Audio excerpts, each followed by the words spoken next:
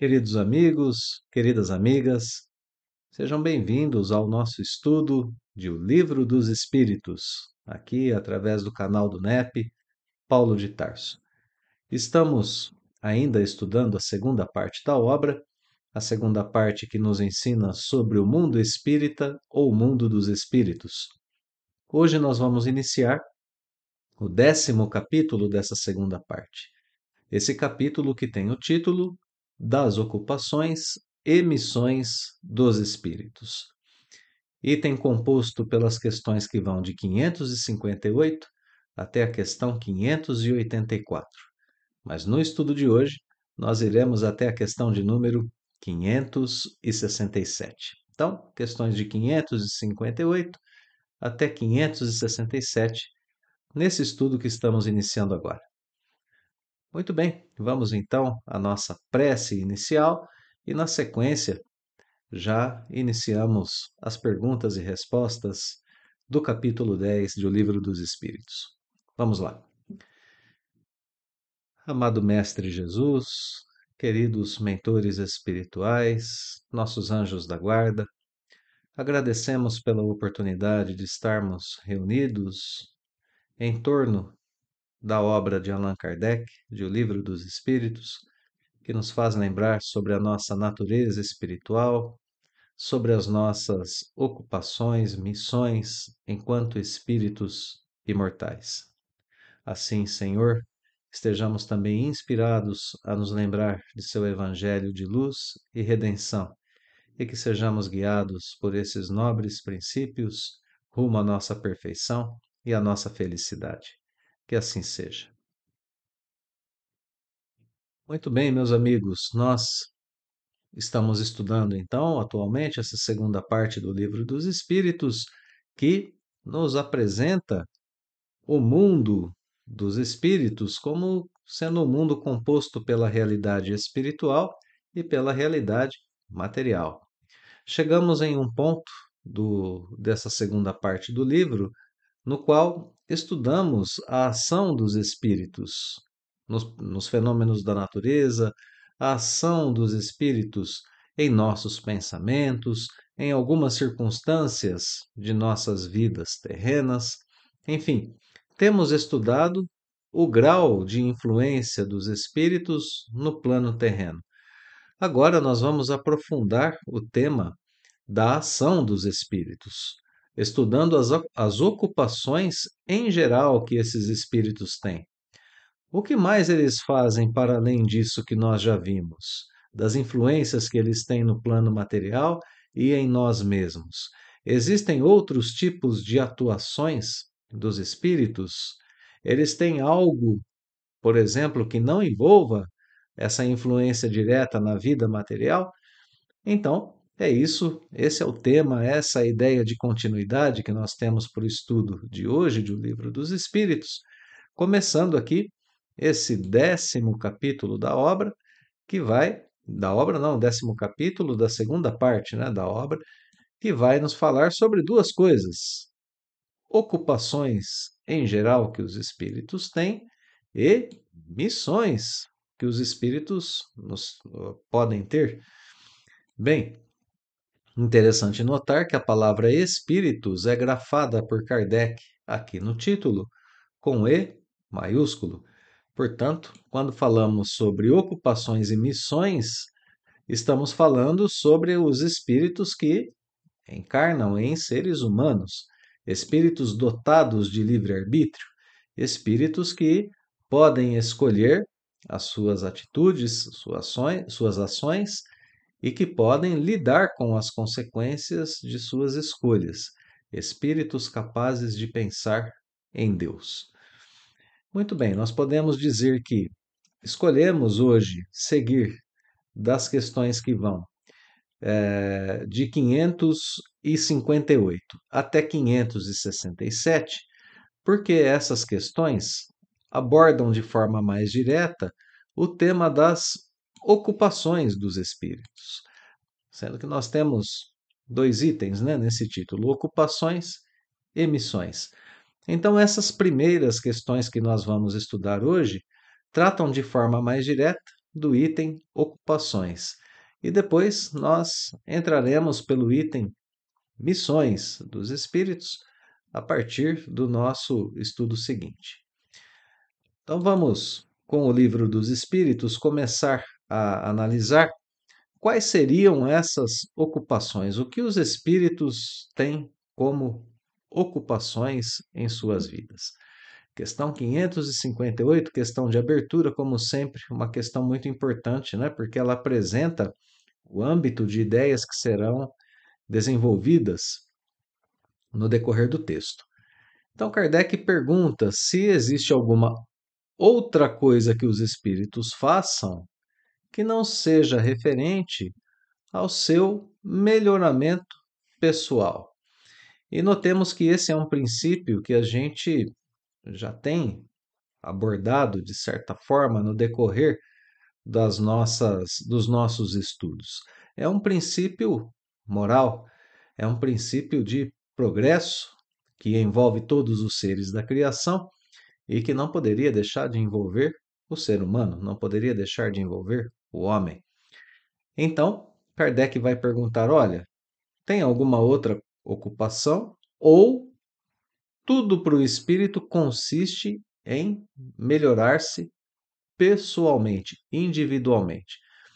Víamos enquanto falávamos, por exemplo, sobre as influências que os espíritos exercem no plano terreno, por diversas vezes víamos e comentávamos que essas ações, que esse conjunto que é a vida entre espíritos desencarnados e encarnados, servia ao aprimoramento de todos, tanto daqueles que estão no plano espiritual, quanto para nós que estamos aqui no plano corpóreo. Então, esse princípio agora é retomado por Allan Kardec.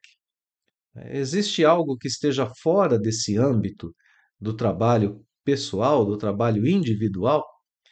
E aí a gente vai ter na resposta, né, o começar, né, o apontar dessas funções que podem serem próprias dos espíritos.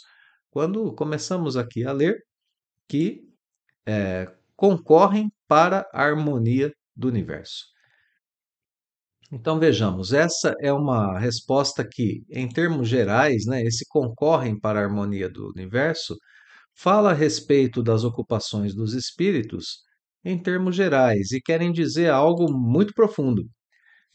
Essas palavras querem dizer o seguinte: não importa qual seja a função do espírito, não importa aquilo que ele esteja fazendo, de alguma forma ele concorre para a harmonia do universo.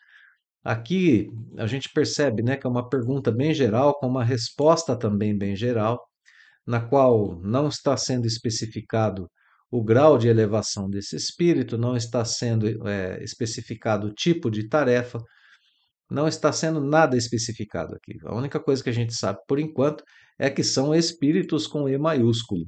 E não importa aqui qual seja o grau da escala espírita em que estejam habitando esses espíritos, né? Então, de uma forma ou de outra, concorrem para a harmonia do universo, executando as vontades de Deus. Vejam só, estão dentro, né, das leis que regem a criação, das leis de Deus. Estão no interior dessas leis, estão ali dentro, trabalhando para essas leis. Então, são ministros dessas leis, os espíritos viventes, né? A resposta continua dizendo que a vida espírita é uma ocupação contínua, mas que não tem nada de penosa. A gente vai entender um pouquinho melhor isso. Não é penosa como a vida na Terra, porque não há fadiga corporal nem as angústias das necessidades. Então, vamos pensar mais um pouquinho a respeito ainda dessa resposta à questão 558. Primeira coisa que os espíritos dizem: dentro de suas tarefas, os espíritos contribuem para com a harmonia do universo. Todos têm, portanto, uma tarefa, uma missão, e aqui a palavra missão é entendida, né, num sentido mais geral da palavra, e não num sentido muito específico, né? Não uma missão específica, mas no sentido de uma tarefa mesmo. Todos têm o seu grau de contribuição, mesmo que sejam imperfeitos. Então, É interessante a gente pensar nisso, porque isso traz um sentido de valoração, um sentido de valor para cada um de nós. Todos têm o seu valor, todos têm o seu grau de importância. Não interessa se somos perfeitos ou imperfeitos, em qual grau da escala evolutiva nós estamos. Todos nós temos uma importância ímpar para Deus, principalmente se pensarmos na seguinte situação: cada um de nós é um espírito, é um ser diferente um do outro. Não existem dois espíritos iguais em toda a criação.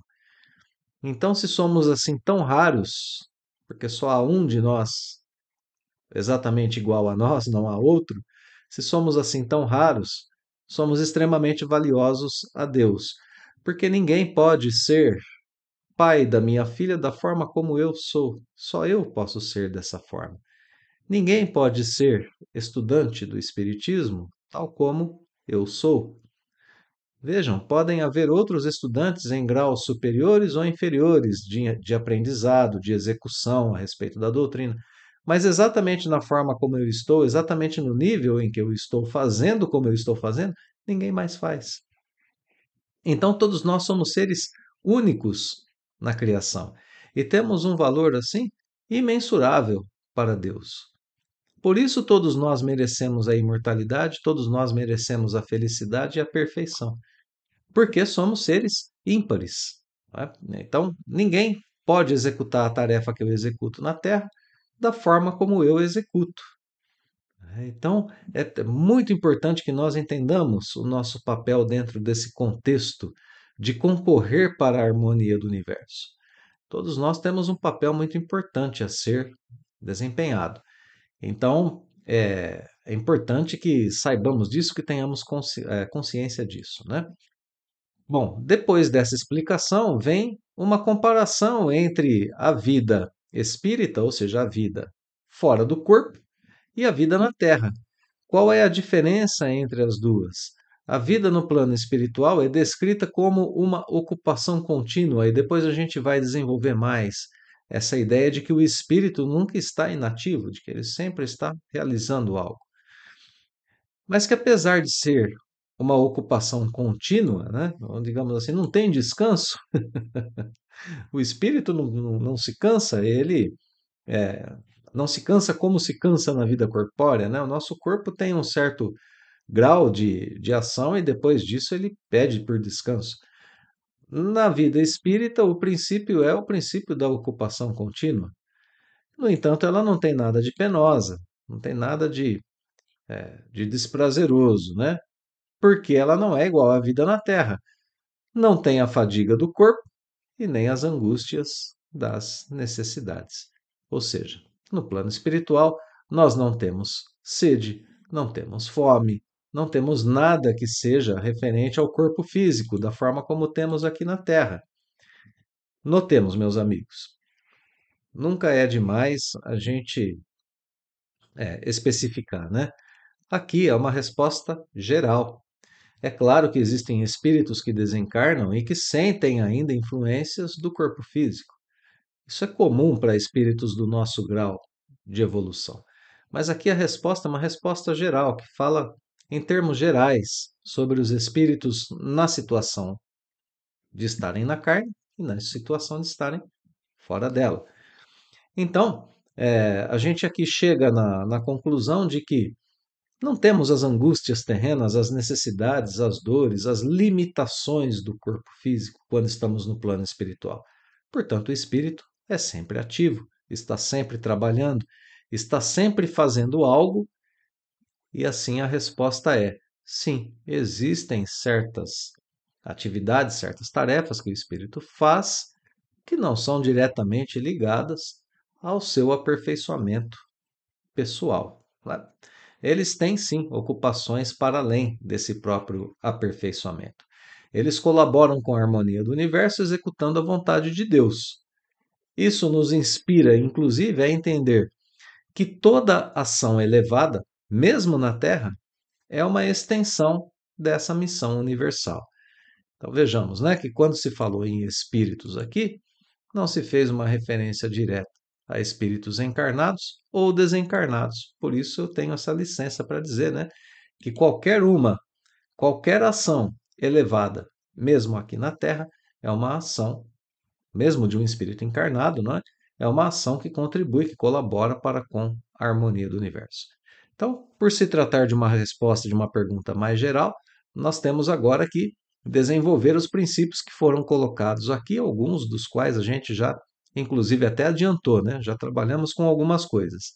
Agora, nos cabe seguir o texto e seguir com Allan Kardec desenvolvendo essas ideias. Então vamos lá, na 559, Kardec pergunta se também existe uma função útil que seja desempenhada no universo pelos espíritos inferiores e imperfeitos. Olha como que Kardec agora começa a especificar, né, as ocupações dos diferentes tipos de espírito, nos diferentes graus de elevação. Então agora ele vai falar sobre espíritos imperfeitos. Os espíritos imperfeitos têm função útil? Olha só, né? Porque ali dentro de suas imperfeições, eles podem obrar de forma equivocada, podem obrar de uma forma que nós poderíamos estar tentados a dizer: olha, ele está se equivocando tanto que ele não está contribuindo para com a harmonia do universo, como foi dito na questão anterior. Vale um parêntese, amigos. Ledo engano. Deus aproveita até mesmo os nossos erros, as nossas imperfeições, nossas faltas, para o crescimento, para o progresso de todos. Enquanto convivemos e observamos os pequenos tropeços ou grandes tropeços uns dos outros, nós, no mínimo, pelo menos, exercitamos o nosso livre-arbítrio no que diz respeito ao discernimento entre o bem e o mal. Então, quando olhamos para essas situações, nós dizemos: isso é bom, isso não é bom, isso deve ser realizado, isso não deve ser realizado. Então, no mínimo, a gente treina o nosso livre-arbítrio, né? Então, já dá para suspeitar sobre o teor da resposta. Os espíritos inferiores também têm função útil? Sim, todos têm deveres a cumprir. Todos têm funções úteis.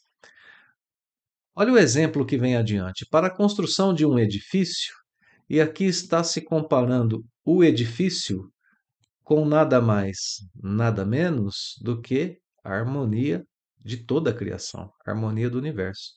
O edifício, né, que a gente conhece aqui na Terra, está sendo comparado a um outro edifício que é o universo todo, a construção da criação em geral.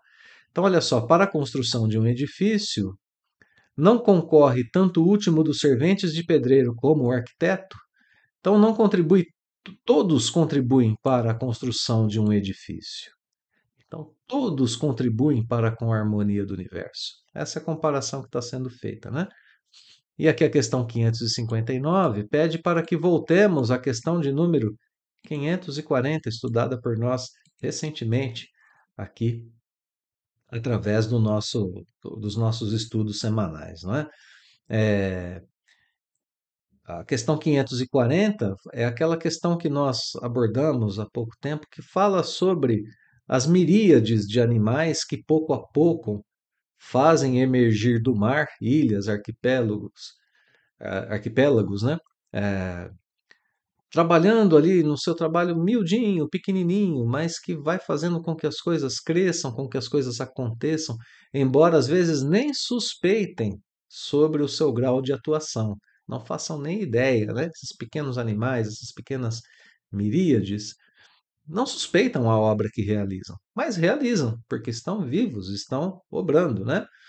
Então, sim, até espíritos inferiores têm funções úteis.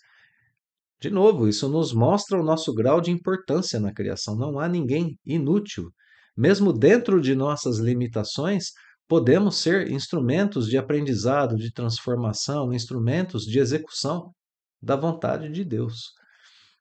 Bom, eu faço agora referência ao livro O Céu e o Inferno, no item, ah, é, na primeira parte do livro O Céu e o Inferno, no capítulo 3, item O Céu. Ali, Kardec escreve que, ao lado das grandes missões confiadas aos espíritos superiores, Há as missões de todos os graus de importância que são entregues a espíritos de todas as ordens. E agora eu leio o texto. Daí se pode dizer que cada encarnado tem a sua missão, ou seja, tem os seus deveres a cumprir para o bem de seus semelhantes. Desde o pai de família, a quem incumbe o cuidado de fazer progredir os seus filhos, até o homem de gênio que lança na sociedade novos elementos de progresso. É nessas missões secundárias que se encontram muitas vezes falhas, prevaricações, renúncias, mas que prejudicam apenas o indivíduo e não o conjunto. A gente trouxe essa pequena leitura do livro O Céu e o Inferno para que esses exemplos simples, né, de um pai cuidando dos filhos, de uma senhora cuidando de sua casa, de uma pessoa que administra um pequeno negócio, de alguém que administra uma pequena comunidade evangélica e assim por diante, né? Qualquer que seja a ocupação da pessoa, que ali dentro dessa ocupação ela desenvolve um de seus compromissos para com a vontade de Deus, para com a lei divina em geral. Então, não há missão pequena, não há missão inútil, não existe missão desprezível. Isso é uma grande lição para nós espíritas, nós que temos os nossos contextos de trabalho dentro das casas espíritas. Vejamos, a pessoa que coloca uma água em um copinho para ser ali fluidificada, essa pessoa tem o mesmo grau de importância que o presidente da casa espírita, tem o mesmo grau de importância que um dialogador dentro do atendimento fraterno, tem o mesmo grau de importância que o palestrante da noite. Não importa, a pessoa está ali desenvolvendo um trabalho que é um trabalho importantíssimo. Então, não tenhamos nenhum tipo de receio, né? Nenhum tipo de complexo de inferioridade dentro das obras que nós temos dentro da casa espírita ou fora dela.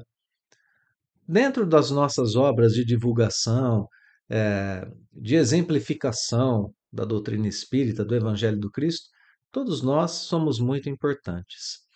Esse é o primeiro ponto que nós temos ali no texto do livro O Céu e o Inferno.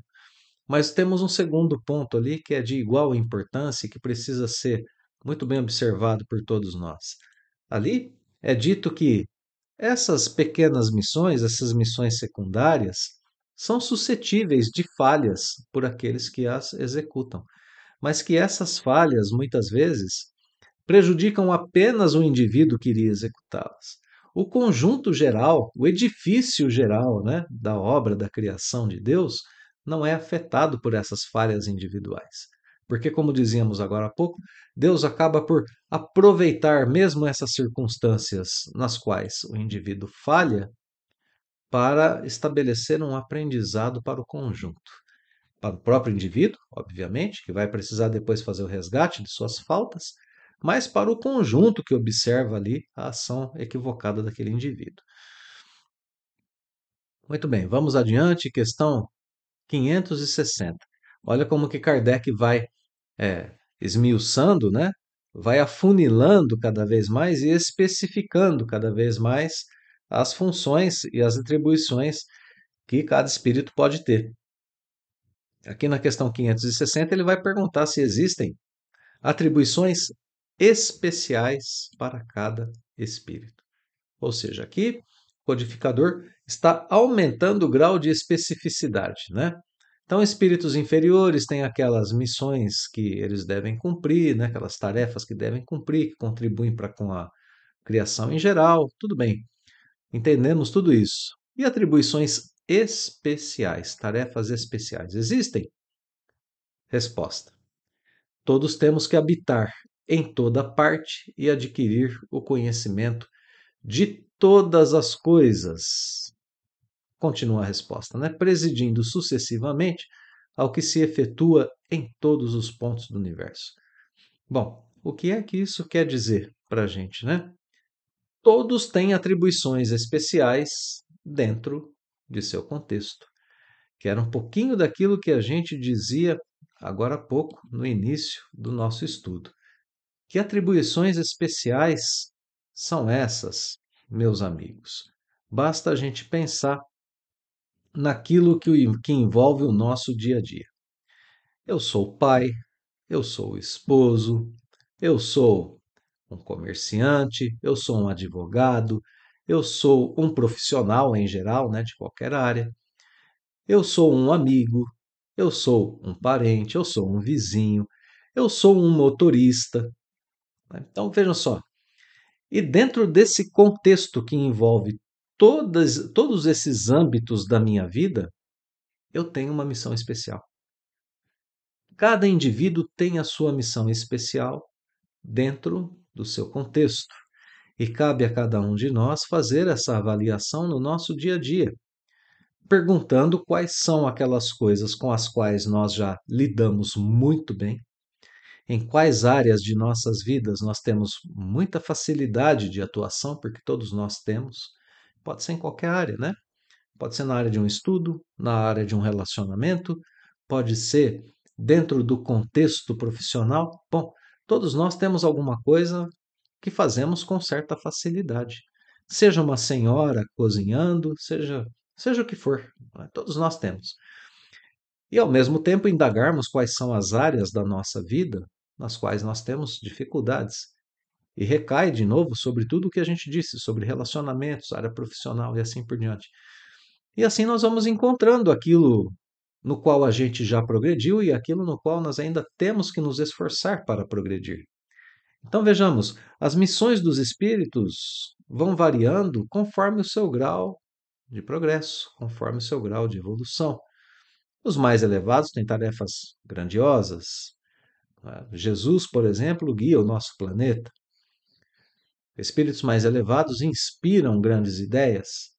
Já outros espíritos menos evoluídos atuam em tarefas de menor alcance, mas igualmente importantes.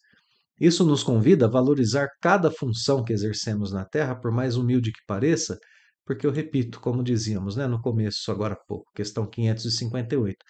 Ninguém faz o que fazemos da forma como fazemos. E daí o nosso grau de importância para o conjunto em que vivemos. Se nos, esfor... Se nos esforçarmos para fazermos o que fazemos de forma melhor a cada dia, aí então nós teremos é, o nosso, as nossas tarefas cada vez mais sublimadas, cada vez guiadas de forma melhor, mais importante, né? Então, segue a resposta. Como diz o Eclesiastes, há tempo para tudo. Assim, tal espírito cumpre hoje neste mundo o seu destino, tal como outro cumprirá ou já cumpriu o seu em época diversa, na terra, na água, no ar, etc. E aqui, interessantíssimo que os espíritos superiores dizem que outro já cumpriu o seu em outra época, seja passando pelos demais elementos da criação, pelos demais reinos da criação, né? Então, aqui eles já aproveitam para englobar o progresso desde o princípio inteligente até os espíritos mais superiores que a gente possa imaginar. Bem, só para voltar um pouquinho aqui na resposta, nós temos uma referência ao Eclesiastes, que é um dos livros do Antigo Testamento, e dentro desse livro, dentro dessa obra, nós temos sim essa citação que está aqui no Livro dos Espíritos, portanto, o Livro dos Espíritos citando o Antigo Testamento, dizendo: há tempo para tudo. E ali, nessa passagem, né, no capítulo 3 do Eclesiastes, nós lemos que todas as coisas têm seu tempo e todas elas passam debaixo do céu, segundo o termo que a cada uma foi prescrito. Olha que interessante, né? Aqui a gente tem uma ideia da justiça, da lei de Deus guiando cada um dos eventos que acontecem debaixo do céu, ou seja, no planeta Terra, no mundo dos encarnados, no mundo material. Tudo obedece à lei de Deus. Ainda mais um versículo desse capítulo do Eclesiastes que diz: há tempo de nascer e tempo de morrer, há tempo de plantar e tempo de colher o que se plantou. É uma passagem, é um capítulo um tanto quanto mais longo, né? Mas que eu estou pensando aqui algumas ideias que são muito importantes para a gente. Então, cada espírito, cada tarefeiro está no seu tempo. Cada um está dentro do âmbito temporal que envolve o seu progresso realizado. Tudo que Deus fez é bom em seu tempo. Olha que interessante a frase do Eclesiastes. Tudo que Deus fez é bom em seu tempo. Maravilhoso da gente pensar isso, né? Não devemos nos queixar por estarmos em um planeta de provas e expiações, por exemplo. É bom para o tempo em que vivemos. É nesse planeta de provas e expiações que cultivamos, através do tempo que Deus nos deu, benesse, a alegria, a felicidade que colheremos no futuro, dentro das missões que desenvolvemos agora. Mais um versículo do Eclesiastes. Eu reconheci que não havia coisa melhor do que alegrar-se o homem e fazer bem enquanto lhe dura a vida. Porque todo homem que come e bebe, que tira o bem do seu trabalho, recebe isto por um dom de Deus. Olha que maravilha de leitura essa do Eclesiastes, né? Contextualizando para a gente a nossa vida aqui na Terra, em acordo com o tempo que dispomos e os recursos dos quais também somos detentores. Aquilo que devemos fazer, alegre-se com sua vida.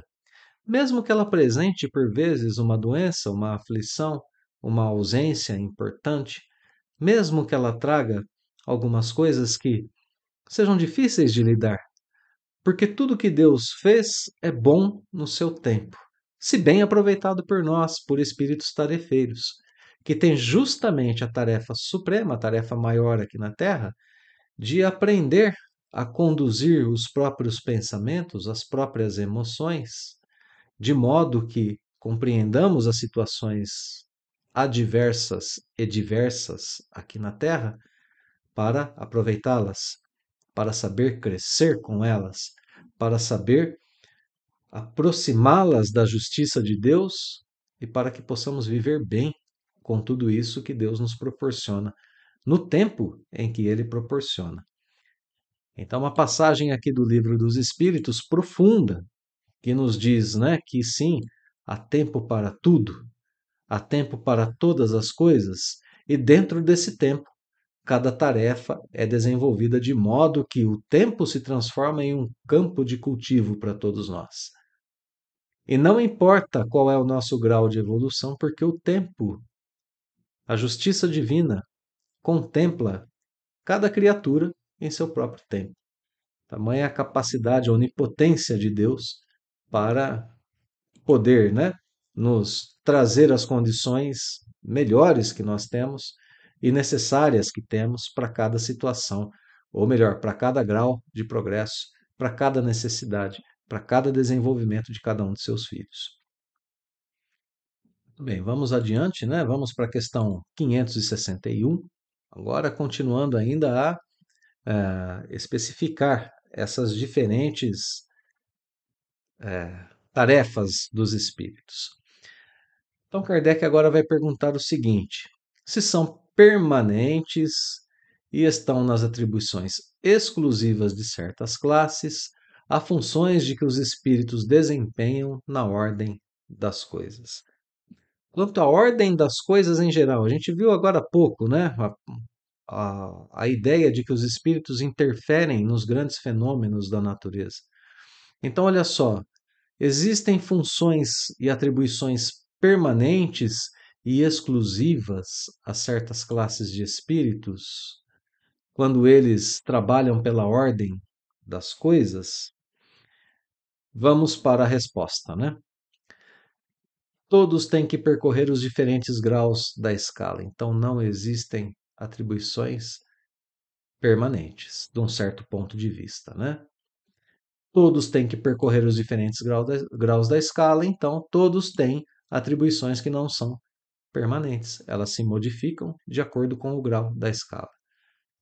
Deus, que é justo, não poderia ter dado a uns a ciência sem trabalho. Então não existem também atribuições exclusivas do seguinte ponto de vista: o espírito foi criado e Deus diz a esse espírito: você vai fazer tal coisa. E Deus dá a esse espírito as condições, os recursos necessários para o desempenho dessa tarefa, que será uma tarefa exclusiva daquele espírito, que será uma tarefa imutável, exclusiva, né? Única daquele espírito. Não, isso não existe. Nesse modo de pensamento, não. Deus não pode ter dado o conhecimento, os recursos a alguém que não trabalhou. Isso seria injustiça, né? Destinando a outros a só a adquirirem com esforço. Então, não há esse grau de diferenciação dentro da lei de Deus. O modo de trabalho de todos os espíritos é igual. Então, dentro dessa resposta, né, a gente conclui que nada existe que não seja conquistado pelos espíritos, por cada um de nós, né? Então, dentro da ordem das coisas em geral, nós vamos conquistando, vamos trabalhando e vamos crescendo. Comentário de Kardec. É o mesmo que sucede entre os homens. Ninguém chega, né, a um supremo grau, ninguém chega a um tipo de perfeição numa arte, num ofício, né, qualquer que seja, sem que tenha estudado, sem que tenha se esforçado, sem que tenha adquirido conhecimento e sem que tenha praticado aquilo que envolve a sua profissão ou a sua arte, como é o exemplo que Kardec está evocando aqui para todos nós. Então, acho que essa questão 561 coloca a questão das tarefas dos espíritos, como talvez nenhuma outra anterior colocou, sob a perspectiva do progresso realizado e do progresso em vias de realização. É claro que nós viemos tratando sobre isso enquanto fomos desenvolvendo as ideias, mas essa questão especificamente, ela nos dá esse panorama mais abrangente. Ela diz, olha, é preciso olhar para a seguinte situação. Cada função, cada tarefa está diretamente relacionada com o grau de progresso do espírito que a executa. E ele vai trocando essas tarefas no decorrer do tempo, enquanto progride. Kardec, né, vai insistir agora e vai especificar um pouco melhor, porque agora ele vai dizer o seguinte: olha, tem espíritos de ordem mais elevada que já não têm o que adquirir, eles já são espíritos perfeitos. Eles se acham em repouso absoluto ou também têm ocupações? Então agora Kardec saiu, né, de uma situação de espíritos inferiores algumas questões atrás para chegar num grau agora de perfeição absoluta. Os espíritos perfeitos trabalham? Eles têm ocupações? Olha a resposta. Que queríeis que fizessem, que quererias, né, que fizessem eles, os espíritos perfeitos, na eternidade? A ociosidade eterna seria um suplício. Imagina, né? A gente chegou num grau de perfeição, conquistamos todo o conhecimento possível, estamos num grau de elevação moral que não está sujeito a nenhum tipo de erro, de equívoco, somos espíritos plenamente capazes de executar a vontade de Deus naquilo que ela tem de mais puro. E estaríamos parados. Com toda essa potencialidade ativa, seríamos espíritos inertes? Ah, não, isso é contra, né? É contrário a qualquer tipo de raciocínio lógico que a gente possa ter. Então, para que progredir? Para ficarmos eternamente ociosos? Imagine, né? Todo esse poder, toda essa capacidade ociosa. Ora, parada, a ociosidade eterna seria um eterno suplício, seria um sofrimento. Não poder colocar em prática todas essas virtudes, toda essa potencialidade que o espírito tem. Então é claro que eles têm algum tipo de tarefa, né? Há algo que se faça na eternidade, durante a imortalidade da alma, mesmo para os espíritos perfeitos. Então Kardec vai perguntar de que natureza são suas ocupações, afinal de contas, o que é que eles fazem? Eles recebem diretamente as ordens de Deus, eles transmitem essas ordens ao universo inteiro e velam por que sejam cumpridas. Que resposta profunda, né? E um tanto quanto longe da nossa compreensão de espíritos imperfeitos. O que fazem esses espíritos são representantes diretos de Deus, representantes diretos da vontade divina. Assim como nos disse um deles enquanto esteve encarnado aqui na Terra, Jesus, ele disse em outras palavras, mas disse exatamente isso: Eu sou um com o Pai. Eu e o Pai somos um só. A vontade de Deus se expressa através de mim. Não faço nada que não seja exatamente concordante com a vontade de Deus.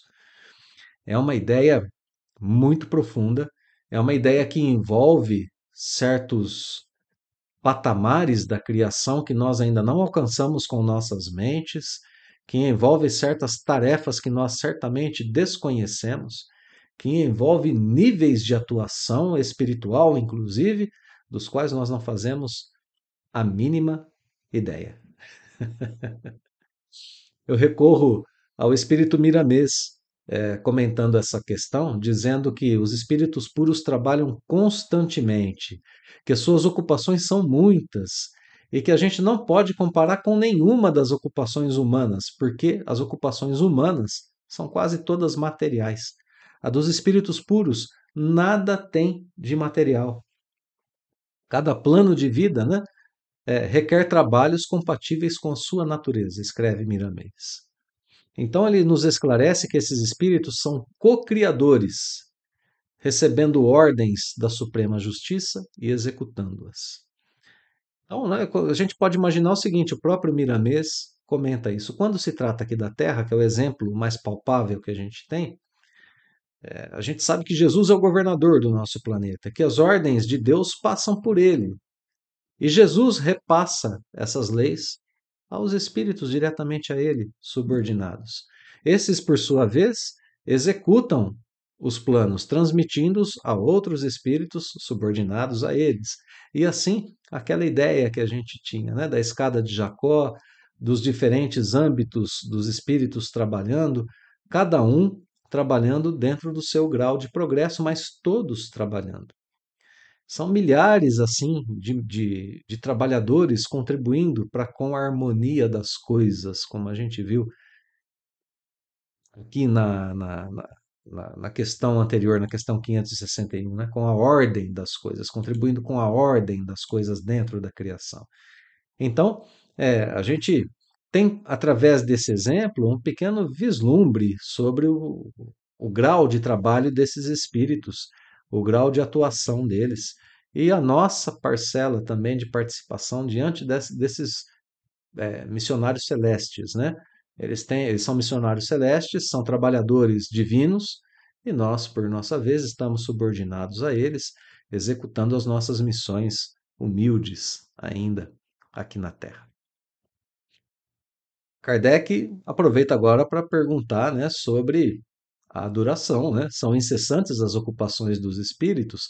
Agora que a gente já tratou um pouquinho sobre missões de espíritos nos diferentes graus da criação, agora a pergunta inevitável, né? Em algum momento as ocupações dos espíritos cessam? Bom, resposta: não tem feriado, hein, gente? Não tem dia de folga, olha lá. São incessantes, sim, as ocupações dos espíritos, atendendo-se a que sempre ativos são os seus pensamentos, porquanto vivem pelo pensamento. Então, aqui é a diferenciação que nos faltava, não é? As ocupações dos espíritos acontecem através de seu pensamento. Uma ocupação aqui na Terra pode ser uma ocupação puramente material. Eu posso estar, por exemplo, em uma tarefa da construção de um edifício, né? Aproveitando aqui o exemplo de Kardec, assentando tijolos. É uma ocupação quase que puramente material. Claro que estou usando do meu intelecto ali, né, para executar bem a tarefa, mas é uma tarefa braçal, material. Assim como temos tantas no nosso dia a dia, né? No plano espiritual, os espíritos estão sempre ativos, não existe feriado, não tem dia de descanso, porque o pensamento nunca para. Até quando estamos dormindo, nós pensamos, até nós que somos encarnados, é assim. Nosso cérebro, nosso pensamento está ativo, né? Imagina para um espírito desencarnado. Olha só, mais uma vez, né, eles pedem para que a gente não identifique as ocupações dos espíritos com as ocupações materiais dos homens. São diferentes, né? Não é a mesma coisa. Atividade é, incessante para eles é um prazer, é um gozo, é uma alegria, porque eles têm consciência de serem úteis. Veja, tá muito diferente, né?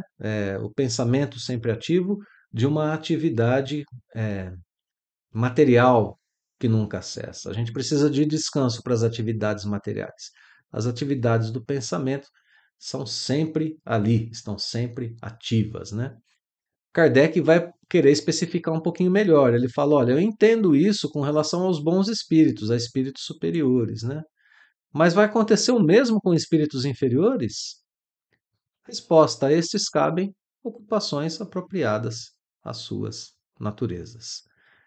Então, resposta ainda falando, né? A gente confia, por acaso, ao obreiro manual e ao ignorante trabalhos que só o homem instruído pode executar? Claro que não. Então, que a grande diferença, né, entre os diferentes graus de espírito, os diversos graus de espírito e as suas ocupações.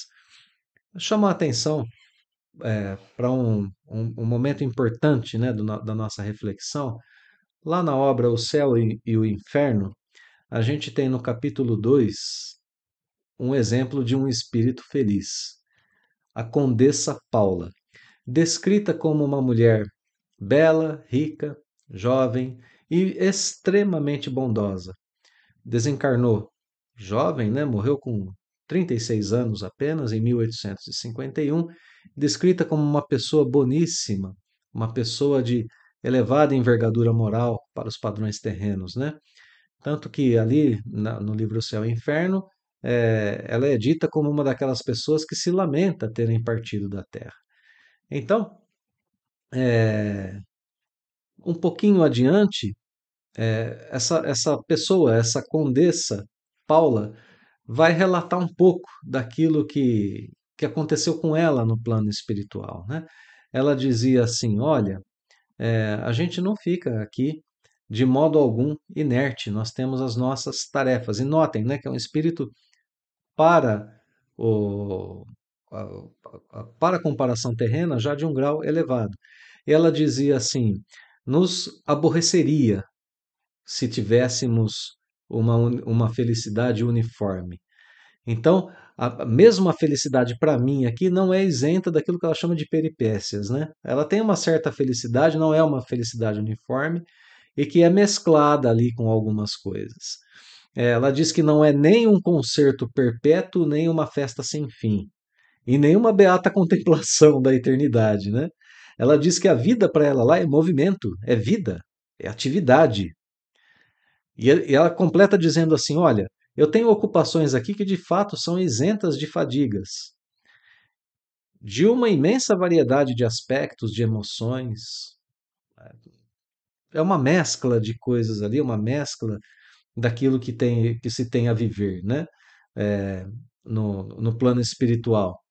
E ela diz o seguinte: todas as pessoas têm uma missão a cumprir, têm pessoas a proteger, têm amigos para visitar, tem mecanismos da natureza nos quais influi, olha só, né? Tudo dentro daquilo que o livro dos Espíritos nos ensina. Né? Tem almas sofredoras a consolar, encontram-se umas com as outras, viajam de um mundo a outro, se reúnem em seguida novamente, convergem num ponto, comunicam o que fizeram, congratulam-se pelos sucessos obtidos e assim por diante. Ela faz uma descrição de tudo aquilo que os espíritos podem fazer enquanto desencarnados, né? E completa dizendo: olha, nesse momento a Terra é o nosso grande tema de preocupação. Quanto movimento existe entre os espíritos terrenos, né? E ela está querendo dizer o seguinte: essa mescla que existe entre os espíritos desencarnados e os encarnados, uns com um pouco mais de progresso, outros com um pouco menos. Ela diz: olha, a Terra nos preocupa. Existe uma nuvem de trabalhadores ocupados, né, a desbravar essa floresta que é o planeta Terra. E eles estão sob a condução de chefes experientes. Então ela usa uma figura de linguagem, dizendo que assim, uns abatem as velhas árvores com o machado, outros arrancam profundas raízes, outros preparam o terreno, outros vão lavrando e semeando, edificando, e assim, né? Essa vai se modificando o planeta Terra, né? Todos eles sob ali o conjunto de chefes, né? Que preparam, que elaboram, que projetam tudo isso. Então vejam que essa condessa Paula, uma pessoa boníssima na Terra, diz que não tem uma felicidade sem mescla para ela ainda no plano espiritual, diz que precisa trabalhar muito, que existem diversas ocupações, e depois fala um pouquinho sobre o nosso planeta. Essa passagem lá do livro Céu e Inferno retrata um pouquinho disso tudo que a gente estudou até agora aqui no Livro dos Espíritos, né? Dá um panorama geral para a gente de tudo que a gente leu até agora. Bem, vamos às questões finais, então, do estudo de hoje. Questão 564, Kardec pergunta se existem espíritos que se conservem ociosos, sem que se preocuparem com coisa alguma que seja útil. Ou seja, né, tem espíritos preguiçosos, né, aqueles que não querem fazer nada. Sim, existem, mas esse estado é temporário. Eles não ficam assim para sempre, né? Eles dependem do desenvolvimento de suas inteligências, assim como todos nós, né? Pessoas que só para si mesmos vivem. Espíritos que aqui se denota um pouquinho de egoísmo, né? Aqueles espíritos que só se importam com o seu bem-estar momentâneo e imediato. Não querem um esforço, não querem um trabalho, não querem uma tarefa. Acontece que pesa-lhes em certo momento a ociosidade. Assim como pesa para um espírito perfeito, para um imperfeito também pesa, porque amigos, mesmo imperfeitos, todos nós temos virtudes, faculdades já conquistadas e desenvolvidas. Nós sentimos necessidade de colocá-las em ação. Então, não dá para ficar ocioso o tempo todo. Cedo ou tarde a gente vai sentir necessidade de fazer alguma coisa. E quanto mais depressa a gente se colocar no trabalho, melhor a gente se desenvolve, mais rapidamente a gente progride e a gente não sente essa ação da lei divina que diz o seguinte: isso é uma lei divina, né? Uma lei de Deus. O espírito não pode ficar ocioso, esteja encarnado ou desencarnado. Quando a gente se coloca nessa situação de estarmos ociosos, claro que a vida responde, a lei de causa e efeito responde com tristeza, com depressão, responde para nós com desejos de insatisfação, aquela coisa que vem assim que a gente diz, eu sinto falta de algo que eu não sei o que é. Ou é a ociosidade que chegou, né, no seu limite, ou tarefas equivocadas que estamos realizando, né? Estamos em trabalhos equivocados, em trabalhos fora da lei divina. Finalzinho da resposta. Referimos-nos aos espíritos que hão chegado ao ponto de terem consciência de si mesmos e do seu livre-arbítrio, portanto, espíritos com E maiúsculo, né? Porquanto, em sua origem, todos são quais crianças que acabam de nascer e que obram mais por instinto do que por vontade expressa. Então, aqui a especificidade da resposta, né? Tem espíritos ociosos. Acontece essa, entre aspas, né, punição da ociosidade pela lei divina para aqueles espíritos que têm um grau de consciência de si mesmos, que têm livre-arbítrio, né? Espíritos com E maiúsculos. Os outros espíritos, em graus inferiores, né? O princípio inteligente atua mais por instinto do que por vontade expressa. Voltamos ao exemplo das miríades, né? De animais que trabalham ali inconscientemente. Só para a gente ter um comparativo dessa questão. Bom, vamos em frente. 565. Os espíritos se atentam para os trabalhos de arte, para os nossos trabalhos de arte, né? Se interessam pela arte terrena, eles atentam ao que prove a elevação dos espíritos e seus progressos. Então, e as nossas artes, eles têm algum tipo de interesse nelas? Se elas representam um progresso espiritual, uma elevação de espíritos, aí elas chamam a atenção a eles. Se não, não. Questão seguinte: um espírito que haja cultivado na Terra uma especialidade artística, que tenha sido, por exemplo, pintor ou arquiteto, ele tem preferência, o seu interesse tem preferência pelos trabalhos que constituíram objeto de sua predileção durante a vida, o Kardec aqui é um pouco mais específico, né? Ele fala assim, bom, é, eu vou tentar especificar um pouco mais. Tá certo, a questão 565 trouxe um conhecimento, mas eu quero saber de forma um pouco mais específica, né? Ele desencarnou, era na Terra um pintor, por exemplo. Ele vai ter preferência pelas pinturas, enquanto obras de arte, né? Obviamente. Enquanto espírito? Resposta é: tudo se confunde num objetivo geral. E a gente pensa, o quê? Não entendi. Que isso, né? Tudo se confunde num objetivo geral? Que objetivo geral é esse? Está aqui, meus amigos. A elevação dos espíritos. Tá bom? Esse é o objetivo geral. Já está na questão 565. Tudo se confunde num objetivo geral. Olha lá, se for um espírito bom, esses trabalhos o interessarão na medida do ensejo que lhe proporcionem de auxiliar as almas a se elevarem para Deus. Olha aqui, ó. Elevação dos espíritos é, portanto, o objetivo geral. Então, depende, o interesse dele depende o progresso que isso vai causar para si mesmo e para os outros.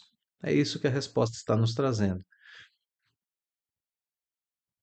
Tem um outro ponto que é importante. A gente esquece, né, que um espírito que foi artista em um certo ramo, né, para a gente falar da pintura aqui, ele foi pintor nessa vida. A gente esquece que ele teve outras existências e que nessas outras existências ele pode ter cultivado outro tipo de interesse. Ele tem que saber tudo para ser perfeito. Então, isso também precisa ser levado em consideração quando se responde a essa questão que Kardec fez. Olha como que a resposta é um pouco mais longa, né? Quando Kardec especifica um pouco mais, os espíritos têm que dar explicações mais longas. Então, conforme o grau de adiantamento do espírito, ele pode se interessar por uma ou outra especialidade, né? Foi o que eu quis significar dizendo que tudo se confunde no objetivo, olha lá. Então, o objetivo maior é a elevação dos espíritos a Deus. Dependendo do grau de elevação, o espírito se interessa por uma ou outra área do conhecimento humano. Conclui dizendo o seguinte: olha, notai ainda o seguinte: o que no vosso mundo atrasado considerais sublime, não passa de infantilidade comparado ao que há em mundos mais adiantados. Então, de novo, o espírito alcançou um grau de progresso muito alto, ele vai se interessar um pouco menos pelas coisas da Terra, né? Como pretenderíeis que os espíritos que habitam esses mundos, onde existem artes que desconheceis, admirem o que aos seus olhos corresponde ao trabalho de colegiais? Então, para eles, as nossas artes são ainda pouco desenvolvidas, são trabalhos de colegiais. Então, o grau de interesse deles é o grau de interesse pelo progresso que nós realizamos enquanto desenvolvemos essa arte, e não diretamente pelas artes, né? Por isso eu disse, atentam no que demonstre progresso. Não é? Acho que assim ficou muito clara a resposta a essa questão. Kardec quer um pouquinho mais de informações e vai dizer o seguinte: ele vai repetir uma pergunta que ele já fez. Olha, eu entendo que isso seja assim em relação a espíritos adiantados, mas eu quero saber a respeito de espíritos mais vulgares, aqueles que desencarnam aqui mesmo da Terra, que não se elevaram ainda acima das ideias terrenas, como é que eles se interessam pelas nossas artes, pelas nossas coisas? Resposta é, com relação a esses, bom, aí já é um pouco diferente, né? Mais restrito é o ponto de vista de onde observam as coisas. Portanto, podem admirar aquilo que causa admiração para um espírito encarnado. Perfeitamente compreensível que isso venha a acontecer. Pergunta e resposta final do nosso estudo de hoje. Costumam os espíritos imiscuir-se, né? Misturar-se, interessar-se, né? Adentrarem em nossos prazeres e ocupações? O costume dos espíritos são iguais aos nossos? Eles têm costumes, né, de se envolverem com nossos prazeres e ocupações? Resposta, meus amigos. Os espíritos vulgares, sim. Esses têm costumes de se envolverem com os prazeres e ocupações terrenas. Os espíritos vulgares. Vale a pena, né, a gente seguir com a resposta. Esses vos rodeiam constantemente e com frequência tomam parte muito ativa no que fazeis. Esses são os que nos influenciam, esses são os que conversam diretamente conosco, né? De conformidade com suas naturezas. Cumpre assim aconteça, porque para serem os homens impelidos pelas diversas veredas da vida, necessário é que se lhes excitem ou moderem as paixões. É por isso que eles estão conosco. Lembram que dizíamos agora há pouco, né? Mesmo daquilo que é aparentemente, ou daquilo que é realmente, né, contrário à lei divina, desenvolvimento de paixões que nos levam a caminhos tortuosos, mesmo nisso existe algo de bom. Deus permite porque, através dessas influências, através dessas escolhas, nós vamos aprendendo que não é um bom caminho a ser seguido e vamos escolhendo outros caminhos. É importantíssimo de percebermos isso, né? O caminho mais rápido e mais prazeroso é o do cumprimento das leis divinas. O outro caminho nos leva também ao progresso, mais lento, mais doloroso, mas nos leva também ao progresso, porque nós vamos percebendo que não é muito bom segui-lo.